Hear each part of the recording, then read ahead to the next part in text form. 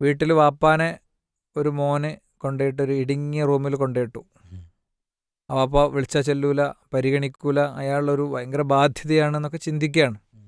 അപ്പോൾ ചെറിയ മോന് ഇങ്ങനെ വരക്കുക, ഒരു പ്ലാൻ ഇങ്ങനെ വരക്കുക. ആ പ്ലാൻ ഇങ്ങനെ വരച്ചപ്പോൾ sit out, office room, garden ഒക്കെ ഇങ്ങനെ വരച്ചിട്ട് ചെറിയൊരു റൂം. ഇതാർക്കാന്ന് വെച്ചു. ഇറ്റ് ഈസ് ഫോർ യു, ഇത് നിങ്ങൾക്കുള്ളതാണ്. എനിക്കോ? ആ, ഗ്രാൻഡ് ഫാദർ അങ്ങനെയല്ല കിടക്കണേ.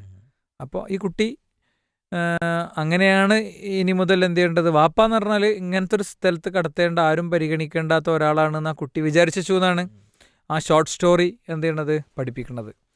അപ്പോൾ ഇവിടെ ഈ വാപ്പ മനസ്സിലാക്കേണ്ട കാര്യം, ഈ മക്കളുടെ വർത്തമാനങ്ങളും ഇതൊക്കെ ഭയങ്കര അസ്വാരസ്യവും അസ്വസ്ഥതയുമായി ഫീൽ ചെയ്യുന്നുണ്ടെങ്കിൽ നമ്മൾ ഈ ഫോണും എന്നും തോണ്ടാൻ കൈ പൊക്കാൻ കഴിയാതെ മലർന്നിങ്ങനെ വായും പൊളിച്ച് മൂത്രം പോയി കാഷ്ടം പോയി കിടക്കുന്നൊരു സമയം ചിലപ്പോൾ വരും. അതല്ലെങ്കിൽ കീമോ മരുന്ന് തുള്ളികൾ ശരീരത്തിലേക്ക് ഇരച്ച് കയറുന്ന നേരം വരും.